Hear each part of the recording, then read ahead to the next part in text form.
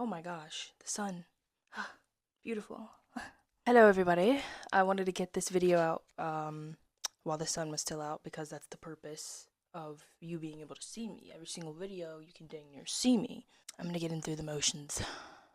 The window is open, the birds are chirping. All is well. I just came from the grocery store, got some things that I needed, some yogurt. This wee yogurt. It's pretty good. This is actually my favorite flavor, the vanilla and chocolate. It's the least yogurt. It's the least yogurty tasting. If you know what I mean. Like least sour is what I meant. Also, I know you peeped that. That's my tattoo. So this is my best friend's favorite number, 13. I read somewhere where you can use the ankh and then draw like a few rods, like to kind of symbolize the number 1, adding on to the symbol of life, the key to life, literally. And I just kind of played around with it and made my own rendition of it. So that's what that is. I have some other tattoos, but we'll look at those later. Also, my phone case is literally falling apart. Like literally. Yo, I need to get a new phone case. It's still works. It still works, okay? But I do need to eventually be in the market for a new one, but I'm not getting a new one until this is literally in fractures and I can't use it anymore. Saving money. Since you see this tattoo, this is the... Okay, I guess they want to be seen. So this is the symbol for time. Cyclical time in Medu Neter. Medu Neter means the divine word in ancient Kemet. Kemet is the real name for Egypt, and it means the black land. On the outside, these are the DNA helixes. This is the son of Ra. This is the symbol of Ra. Those zigzags up top symbolize water, rebirth. And so this symbol, which is named Nehe, there's Nehe and there's Jet. I think Jet is more linear time, whereas Nehe is cyclical time, but I'll put them in this video, as a little caption. My first tattoo, which I got in Madrid, Madrid is amazing, by the way. You should go. You should visit. My cousin now lives there, which is amazing. That is the scarab beetle, and it means transformation or rebirth. So it's kind of like rebirth / transformation over time, quite literally. It wasn't planned that way, but, things unfold over time just like we do. So don't worry about where your life is going. It's going to be fine. It will unfold. I know I sound very nasally right now. I don't really know why, so we're just going to ignore that. Also, very important, this is a shirt titled Native Blood, which is from a vendor that I found on Instagram who spreads awareness about our friends across the border to the south, all Latino people. I want to say indigenous though, because a lot of Latin American people, they have taken the term back and they're okay with being called Latin. But there's a lot of them who are trying to reclaim their indigeneity. Speaking up for indigenous peoples is very important to me. I'm literally out of breath. Let me catch my breath before I explain this even more. So it's a very, very important topic to me because indigenous people, as we know, across the globe, not just here, but in Europe, in Asia, in Africa, in the islands, all across our oceans, literally the entire world, every single indigenous population has been exploited either for their culture, for their resources, for their land, which is a resource in itself, and it's awful and it's ridiculous that it's still happening, but we all know why. Greed and money, which is a pathetic thing to be chasing because you won't take that with you when you die. I think I said this in a past video actually. How it's so pathetic that we chase things that we can't take with us when we're gone. Even though generational wealth is a thing, yes, we're not going to get into that whole conundrum. Chasing things that you can't take with you to the afterlife, if you believe in the afterlife like I do, or whatever you believe in, it's just ridiculous. Sit still, live life, be happy, have fun, and make something of yourself. Have a purpose, but don't let it be something that sucks the life out of other people. That's ridiculous, and it's harmful, and it should be something you feel deep inside of you is wrong when you harm someone else. But unfortunately, there's a lot of people who don't. Going back to the topic, this creator, I will put their name up here. The wind just opened my door and freaked me out. I decided to reach out to him and I said, oh my god, this is amazing. I'm going to buy right away. I'm going to rep you, and I finally get to showcase it, which makes me really, really happy. And the back says, If you can, it says recognizing friends across the border, and I love that. So, this is not a sponsored video. I just like to shout out people who are really fighting the good fight, which is very important, something that I will always be a part of as much as I can. And I hope to do a lot more work in the future. But aside from that, this is not about me. Keep fighting. That's my message. No matter what it is, if it's something that you're fighting internally, keep fighting, even if it gets really, really hard. Going back to people who have decided to no longer choose to live, I'm not going to shame them because who knows what they had to endure. Sometimes the fight becomes a little too strong against you and you choose your way out, which is heartbreaking. And yes, it does leave a ripple effect. You touched somebody's life in a positive way. But I don't really know how we got here, but today I'm going to do a poem that hopefully, if I can find one that speaks up about this. Also, can you hear the mourning dove? No, you can't. This kind of cancels noise, so you can't hear it, but there's a mourning dove in the distance somewhere calling to me.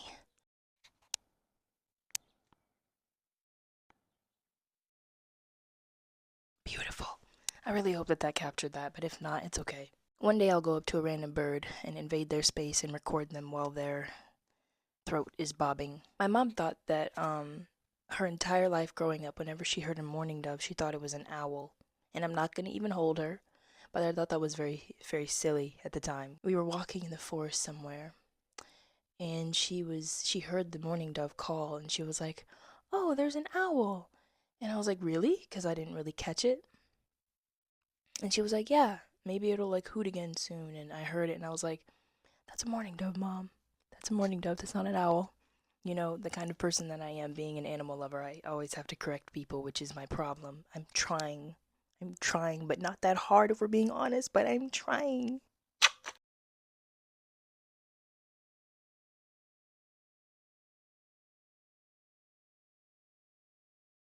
First, I'm going to start off by announcing two poems that are very short, literally a phrase, but I think that it's fitting to share in this moment so that our black and brown peoples across the world know that you know how I know, so that you know that I know how beautiful we are. There we go. Thank you. Thank you. And those two phrases are one, dear brown girl, you are earth personified, just so you know. And dear brown boy, the sun lives in you. I wish the sun was still shining right now. I mean, it is, but if I shine this camera on it, it's gonna break the camera, but I wanted to show you the sun. Just know that that's how I feel about you all. Seriously. We deserve to realize just how beautiful we are, because for so long, and to this day, black and brown people across the globe, especially people in the West Indies and in Asia and even in Africa especially, there's this problem with trying to bleach your skin because of brownness being disgusting and dirty, which is just ridiculous. I mean, I love to look at it like the soil from where we came, which is such a divine being in itself, Earth. We are just like Earth, and we are the color of Earth in many different ways and many different shades. And to tell a melanated person that they are worthless when they resemble the very thing from which all colors grow just doesn't make any logical sense to me. I'm being so serious though. I wrote a poem about that I'll... Should I share that one? I'm all up in the mic, literally.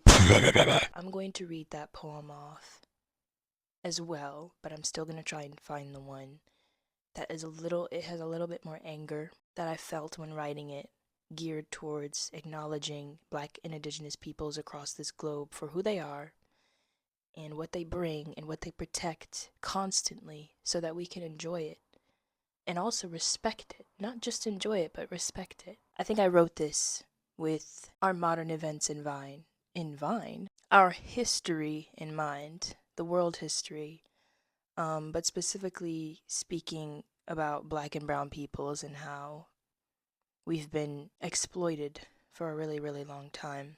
I hear this sound in my mind, a swallowed voice taking me away from myself somewhere. It sings underwater. I think of my people who have manifested so much beyond today's version of humanity, their inventions credited to thieves, their history perverted by envious men. At least Earth remembers, and preserves their memory in her being. Forget holding it. How can one people be power? Power that modern man knows of, but barely knows how to wield himself. A power so essential to an entire realm of existence, the very bones of today. The generations later, everyone and their mother hates you with a passion, simply because they haven't achieved the same greatness. And by the self-imposed feeling of insignificance, a black hole, a consciousness kept alive by one's own venomous desires, emerges from their ire, with a vendetta to take our world away, always hunting for light, instead of finding it within themselves. I saw a death in my mind, and a rebirth of sorts. Hands closing around the earth, not divine hands, but the hands of the hunters, their fingers crawling inward, spreading to the heart like a disease.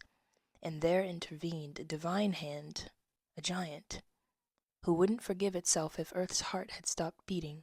I witnessed this giant scorch its hands in Earth's womb, reaching to her core, stealing her heart where these people belonged. Not a theft, just barely a rescue, but a retrieval. For it was the giant who knew these lightbringers before Earth was born, who met their dutiful eyes before sending them away for a lifetime of service in dark places. And though the light people were now nowhere to be found, having left Earth's core behind, still the hunters clamored for the crumbs, hoping for gold. They were deceived in the end. Middle Earth took their lives in hellfire. The giant had taken her heart but left her soul. A soul never dies, even after the body is gone. But without a body, Earth no longer had lives to protect, and therefore no will to spare thieves. The lives that truly mattered belonged to her heart, and her heart was to be delivered by this giant to find a new beat. And the lightbringers, they were ancient. They came from beyond, and so to beyond they would return. Away from the violence that never rested, away from the lies and theft and spiritual war. Call it an ascension, it would be true, but Earth would always protect them in the end. And the giant didn't save them for no reason. I know this vision is a bit unclear, but I saw it in my mind.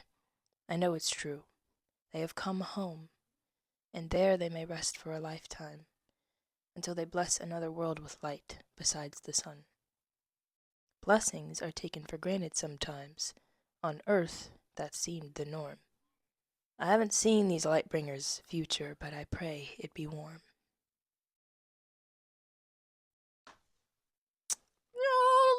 I snapped. I'm not gonna lie. I do remember the exact moment that I wrote this. Not the day, but this was probably, I think it was last year, 2 years ago. Oh, those years flew by so fast.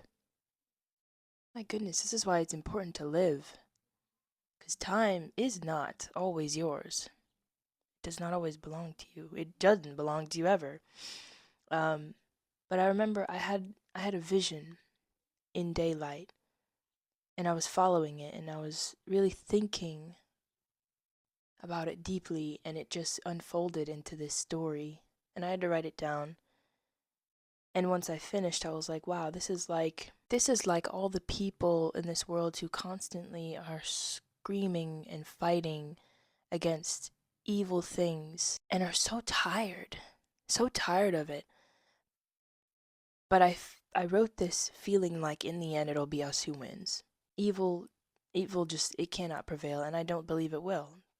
No matter how hard things get right now, and it's really hard for a lot of people. I mean, we see what's happening in Palestine and Sudan and Ukraine and Congo and so many other places.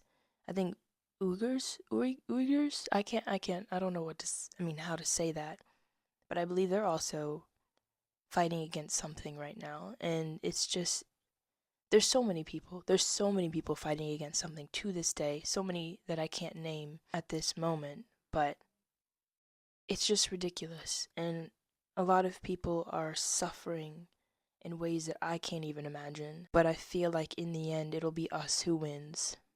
The very people who hold fast to our faith. If you're a faithful person, whatever you have faith in, it doesn't mean you have to believe in a God.